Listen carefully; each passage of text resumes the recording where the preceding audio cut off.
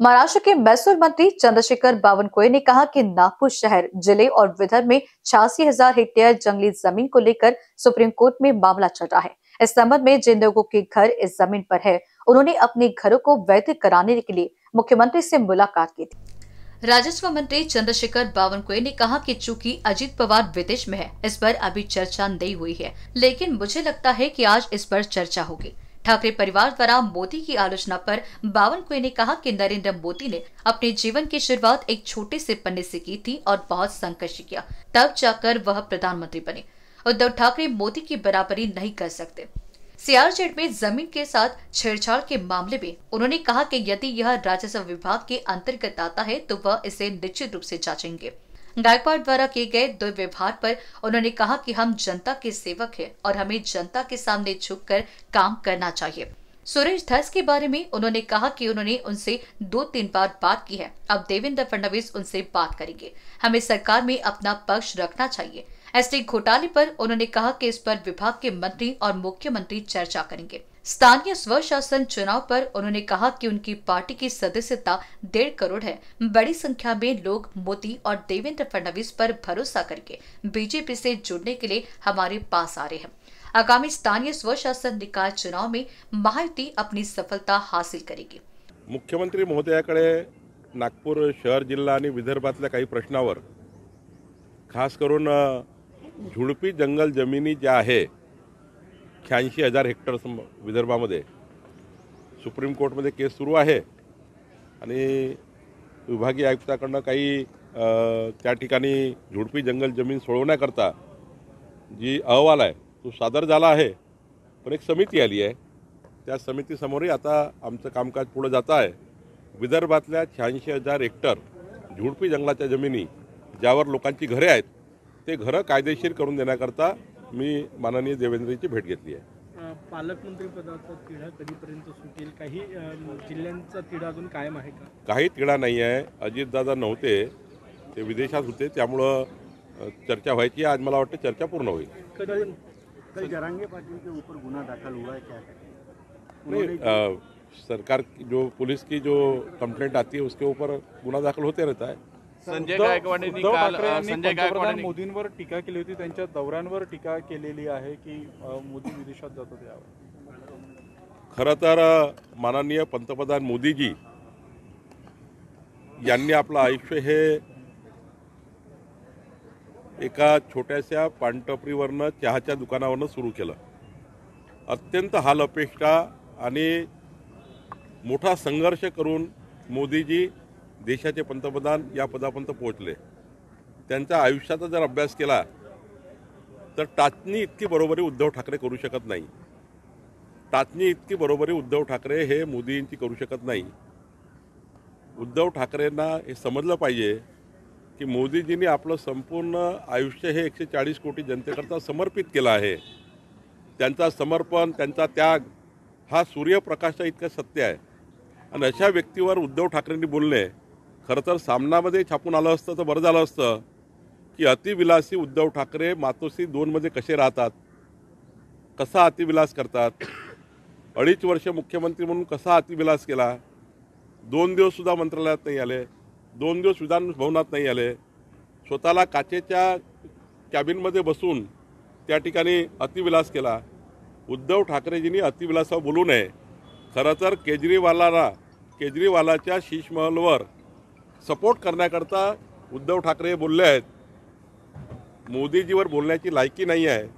केजरीवालाचा support करण्याकरता मोदीजीवर टीका करणे, खरं तर आपल्या जीवनात त्यांनी आत्मपरीक्षण केलं पाहिजे, मगच मोदीजीवर बोललं पाहिजे। मुंबईमध्ये सीआरजेड जमिनीशी छेडछाड केल्याचं प्रकरण समोर आलेलं आहे। 2 सरकारी कर्मचाऱ्यांसह 4 जणांना अटक केलेली आहे। 102 नकाशांशी छेडछाड झालेली आहे। मी त्यांचा जर ते महसुली अंतर्गत असेल तर नक्की मी त्याचा तपास करीन।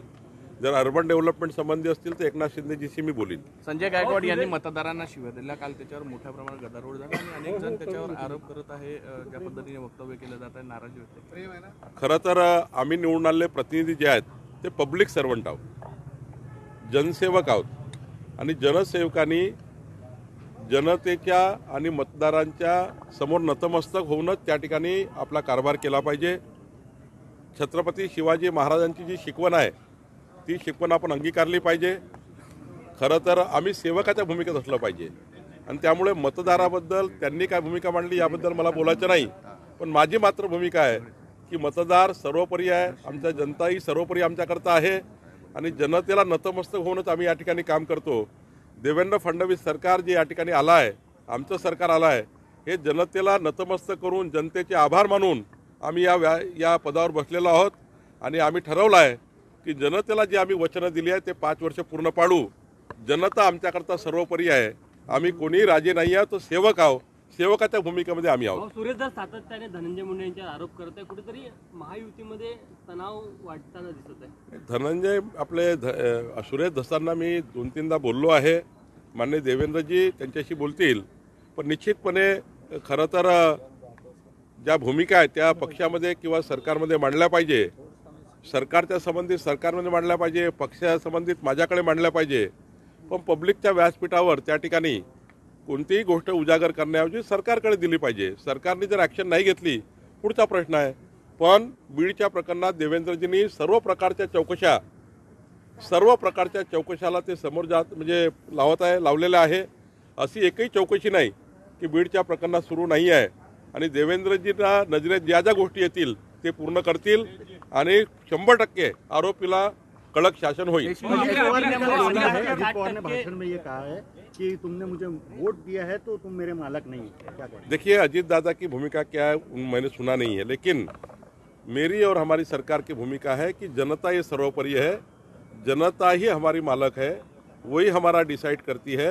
हम लोगों की सरकार जनता ने लाई है और जनता जो बोलेंगी, हमने जो जनता को आश्वासन दिए वो पूरे करेंगे. मतों का कर्जा हमने लिया है, मतदान जो भी जनता ने दिया है, लेकिन कर्जा हमने लिया है वोटों का. ये कर्जा पूरा काम करके हमारा संकल्प पूरा करके हमको आगे जाना है. राज्यातील 50 ते 60% जागेवर वक्फ बोर्डाने दावा केलेला आहे. नितेश राणे यांनी त्याचा कडाडून विरोध केलेला नाही. बरोबर आहे. मागेही जे 2 कोटी रुपये त्यांना दिले होते ते रेकॉर्ड डिजिटलायझेशन करण्याकडे दिले होते. आता प्रश्न आहे वक्फ बोर्डाकडे जेवढा जागा आहे, वक्फ बोर्डाचा कायदा त्या ठिकाणी त्या कायद्याचं काय करायचं याबद्दल केंद्र सरकार विचार करत आहे. लवकरच त्याची संयुक्त समिती लोकसभेची गठीत झाली आहे आणि मला वाटतं की आता लवकरच त्याचा रिपोर्ट येईल आणि केंद्र सरकारने या कायद्याला जर समजा ज्या पद्धतीनं पुढं निकाल येतील किंवा केंद्र सरकार निर्णय घेईल, मला वाटतं हिंदू देवस्थानाच्या जबरीने जप्त केलेल्या वक्फ बोर्डांनी जप्त केलेल्या प्रॉपर्टी सर्वसामान्य झालेली आहे. आगामी स्थानिक स्वराज्य संस्थांच्या निवडणुका डोळ्यासमोर ठेवून हे नियोजन आहे का आणि त्या निवडणुकांसाठी कसं नियोजन? 1.5 कोटी सदस्य संख्या असलेला पक्ष आम्ही या ठिकाणी सदस्य नोंदणीच्या माध्यमातून करण्याचा प्रयत्न आमचा आहे. आम्हाला 3 कोटी 11 लक्ष मतं मिळाली आहे आणि आम्हाला विश्वास आहे की जनतेने मोदींच्या नेतृत्वात आम्हाला या ठिकाणी एक मोठं यश आम्हाला दिलेलं आहे. देवेंद्रजी या ठिकाणी यशस्वी मुख्यमंत्री म्हणून आमच्या महाराष्ट्राचे नेते आहेत. मला असं वाटतं मोदीजी आणि देवेंद्रजीच्या नेतृत्वामध्ये आपल्याला हे डबल इंजिन सरकार आहे. या डबल इंजिन सरकारवर जनतेचा विश्वास आहे आणि त्यामुळं मोठ्या प्रमाणावर जनताही भारतीय जनता पार्टीचं सदस्यत्व घेण्याकरता मोठ्या प्रमाणावर आमच्याकडे येत आहे. आम्ही 1.5 कोटी सदस्य संख्या करणार आहोत आणि पुढच्या काळामध्ये ज्या आमच्या कार्यकर्त्याच्या निवडणुका आहे या निवडणुकीमध्ये आम्ही जसं नेत्यांच्या निवडणुकीमध्ये कार्यकर्त्यांनी खूप मेहनत केली आहे तशीच कार्यकर्त्याच्या निवडणुकीमध्ये आम्ही सर्व लोक मैदानात उतरणार आहोत. आमची महायुतीचे सर्व पक्ष एकत्र येणार आहेत आणि निश्चितपणे येणाऱ्या स्थानिक स्वराज्य संस्थेमध्ये महायुती आणि भारतीय जनता पार्टी संपूर्ण महाराष्ट्रावर या ठिकाणी आपलं यश मिळवेल आणि दोन्ही सरकार डबल इंजिन सरकार हे स्थानिक स्वराज्य संस्थेच्या माध्यमातून ज्या योजना आहे केंद्र सरकारच्या राज्य सरकारच्या त्या योजना पुढे नेण्याकरता या संस्था महत्त्वाच्या आहेत. या स्थानिक स्वराज्य संस्था महत्त्वाच्या आहे. त्याकरता आम्ही या निवडणुकीमध्ये मोठ्या प्रमाणावर यश संपादन करण्याकरता काम करू. आमच्याकडे पद्धती आहे पक्षामध्ये. आता तर सदस्य नोंदणी अभियान सुरू आहे. लवकरच आपल्याला बूथ अध्यक्षाची आमच्या निवड होणार आहे. 1 लक्ष बूथ अध्यक्ष होणार आहे.